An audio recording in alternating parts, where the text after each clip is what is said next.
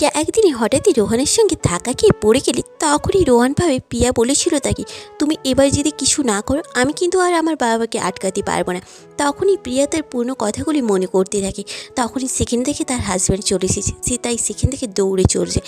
এরপর থেকে প্রিয়াকে সবসময় রোহান ফলো করতে শুরু করে। রোহান ভাবে তার একটা সিগারেট খাওয়ার জন্য কত ঝগড়া করতো প্রিয়া। এইভাবেই সে তার কাছ থেকে নিজেকে ছাড়িয়ে নিয়ে চলে যেতে থাকে। প্রিয়া একদিন রাস্তায় পড়ে যায়, তখনই রোহান তাকে এসে তুলে নিয়ে গাড়িতে বসে তার বাড়িতে ছেড়ে দেয়। রোহান শুধু কাজের মাঝেই তার কথা ভাবতে থাকতো। প্রিয়া শেষমেশ বিরক্ত হয়ে বলে, তুমি দয়া করে আমার আর পিছু করো না, আমি সুখী আছি, আমাকে ছেড়ে দাও। রোহান বলে, ঠিক আছে, আমি আর তোমার পিছু করবো না, তুমি শুধু একবার আমার বাড়িতে আসবে।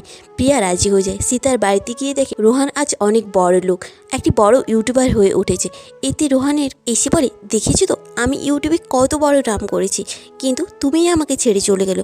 প্রিয়া কিছুই বলে না। আসলে প্রিয়া চেয়েছিল সে খুব বড় হোক, কিন্তু রোহান বোঝেনি। আপনারা কি মনে হয়, প্রিয়ার ভুল না রোহানের ভুল? কমেন্ট করে জানাবেন কিন্তু।